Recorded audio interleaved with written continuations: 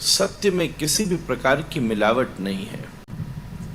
मिलावट का न होना ही सत्य है। डायोजनीस कहता है वस्तु की वास्तविकता ही सत्यता है। बड़ा भारी दार्शनिक हुआ डायोजनीस। कहता है वस्तु की वास्तविकता ही सत्यता है। ध्यान से सुनिएगा। ए भैया लाला कौन सो फर्क पड़ गो, ऐसा मोटो हथगोला धर दियो। बात तो वही है अभी भी, कोई बात नहीं। अब मत बदलना। तुम सोच रहे कि वाह पवन देव से लड़ लेगा ये, पतले पतले थे बोले मोटा बिठा दो तो और मोटा लिया। क्या फर्क।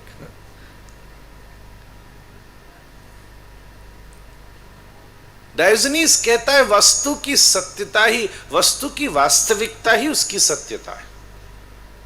मींस जो कुछ एज इट इज है, जो जैसा है वैसे रहना ही उसकी सत्यता है। जैसे जीव की सत्यता उसकी अपूर्णता ही है। चाहे वो कितना भी पूर्ण दिखे, परंतु उसकी वास्तविकता उसकी अपूर्णता में ही है। ऐसे ही परमात्मा की वास्तविकता उसकी पूर्णता में ही है। वो कितना भी अपूर्ण क्यों न दिखे, पर उसके बाद भी परमात्मा उसी तत्व को कहते हैं जो सदा पूर्ण है। वेद की श्रुति कहती है पूर्णमदः पूर्णमिदं पूर्णात् पूर्णमुदच्यते पूर्णस्य पूर्णमादाय पूर्णमेवावशिष्यते। उसमें कोई मिलावट ना हो। मेरी आवाज जब ये माइक एज इट इज आप तक पहुंचाएगा तब आपको मीठा लगेगा। इसको मौन रहना पड़ेगा। और जब ये अपनी अपनी आवाजें बीच में करने लगेगा,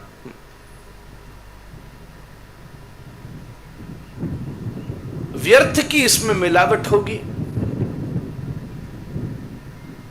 अनावश्यक ध्वनि का उद्गम होगा। और कई बार तो बीच में सीटी भी मारता है ये। तब तुरंत एक बार मरवा के दिखा ना त्रिलोक जी।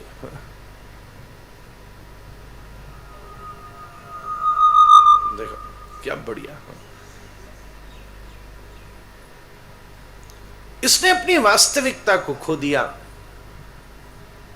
और जैसे वस्तु अपनी वास्तविकता को खोती है, यह वास्तविकता प्रकाशित नहीं होती।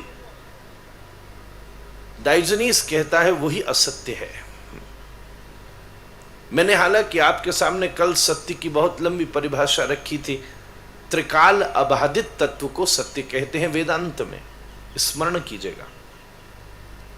वेदांत में भूत, वर्तमान और भविष्य, इन तीन परिस्थितियों से जब कोई वस्तु नहीं बदलती उसको सत्य कहा जाता है। और अगर ऐसा इस स्तर से विचार करो तो इस पूरे ब्रह्मांड में ठाकुर जी के अलावा और फिर कौन सत्य हो सकता है। क्योंकि हर प्रत्येक तत्व समय के साथ परिवर्तनशील है। वही तो एकमात्र अपरिवर्तनीय तत्व है।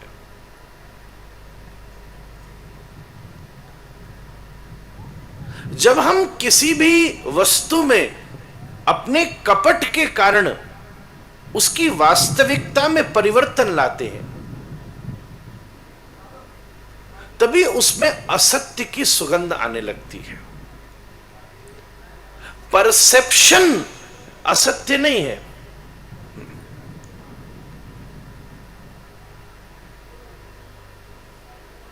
हो सकता है कि कई बार किसी क्रम के लिए हमारी जानकारी ही अधूरी हो, और फिर अधूरी जानकारी के साथ अगर हमने किसी विषय को रखा तो उसको असत्य नहीं कहा जाएगा, उसको अज्ञान कहा जाएगा। परंतु किसी वस्तु के प्रति जानकारी भी पूरी हो, I would say a behaviour of manipulation, किसी चीज को स्वार्थ के कारण मैनिपुलेट करना,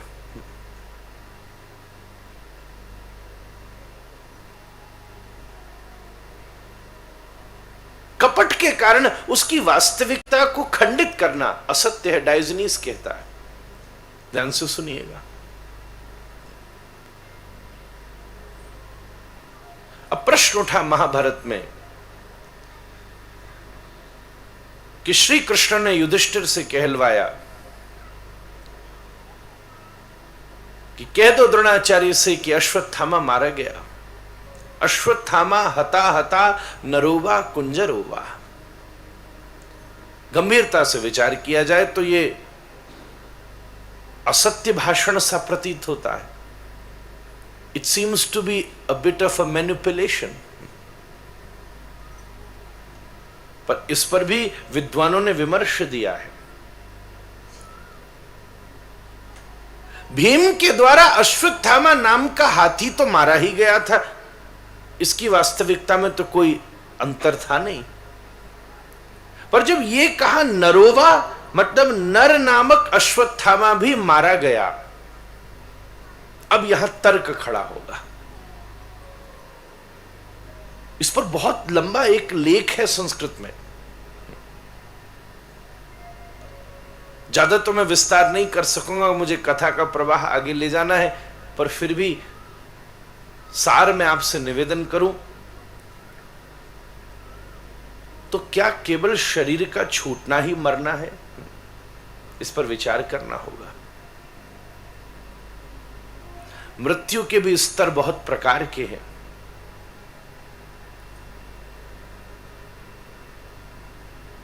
दुनिया में बहुत सी घटना मृत्यु के ही समान है।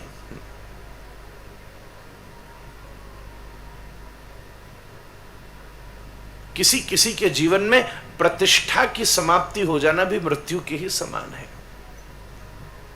एक कुलीन व्यक्ति के जीवन में अगर प्रतिष्ठा खंडित हो जाए तो वो मृत्यु के ही समान है।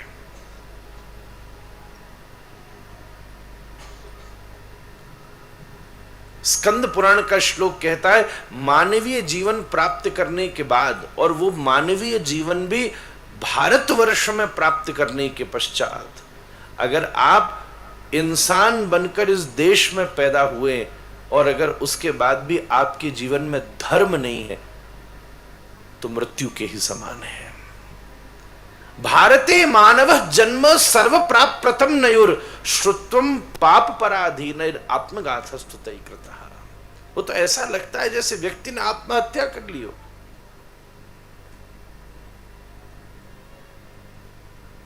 एक अच्छे कुलीन ब्राह्मण वंश का बालक जब केवल मात्र पदैषणा के कारण किसी भी प्रकार के उद्यम को करने के लिए तत्पर हो जाएगा तो वो मृत्यु के ही समान है। यहां हता शब्द का प्रयोग किया है, हरा दिया, दबा दिया। हता शब्द के बहुत सारे अर्थ निकलेंगे संस्कृत में। तो समझ, युधिष्ठिर ने मिथ्या नहीं बोला है, पर जिन्होंने सुना है वो स्वयं इस आत्मग्लानि में फंसे हैं। मतलब द्रोणाचार्य जी को स्वयं पहले से ये अनुभव है कि जो भी कहो, अगर हम कुरु सेना के सहयोग में खड़े हुए हैं तो ये बात तो निश्चित है कि हमें हारना ही है, पांडवों को जीतना ही है। ये तो गीता के अंतिम श्लोक में और महाभारत युद्ध के प्रारंभ में ही घोषणा कर दी गई है। जज साहब, जहां योगेश्वर कृष्ण है और जहां धनुर्धारी अर्जुन है, तत्र श्री विजयो भूत्र ध्रुवा नीतिर मतिर्ममा। मैया यशोदा ने कृष्ण से पूछा, तेने माटी खाई? कृष्ण बोले, मैंने नहीं खाई। हिंदी में तो हम यही कहेंगे, पर संस्कृत का श्लोक कहता है, नाहम भक्षितवानम व सर्वे मिथ्या विशंसिनः। नाहम भक्षितवानम व, श्रीमद वल्लभाचार्य जी सुबोधनी जी में कह रहे नाह, यहां दो अर्थ लगेंगे। ना मैंने मैया मट्टी नहीं खाई, नाहम भक्षितवानम व, नाह इसका एक अर्थ यह है कि मैया तू मट्टी खाने की बात कर रही है, मैंने सवरो ब्रह्मांड खा रखो, आके देख ले मेरे मुंह में। ये झूठ बोल रहे, मैंने माटी ही नहीं खाई, मैंने पूरा ब्रह्मांड खा रखा। और मैया बोली, जरा दिखाइयो। तो मैया ने लाला के मुख में सारे ब्रह्मांड का दर्शन कर लिया।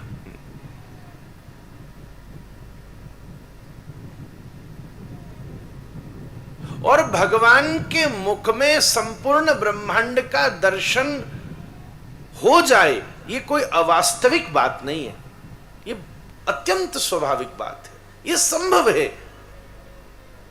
ये मिथ्या नहीं है, ये सत्य है। वो किसे दिखाएं, ये उस व्यक्ति की योग्यता पर निर्भर करता है। डायोजनीस कहता है वस्तु की वास्तविकता जब बिगड़ती है तभी उसको असत्य रूप में स्वीकार करना चाहिए। वस्तु जब वास्तविक रहती है तब वो सत्य है, और वो सत्य अति सुंदर है।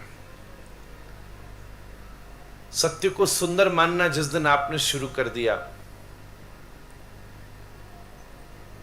उस दिन जीवन में धर्म की खेती विकसित होती है बंधु।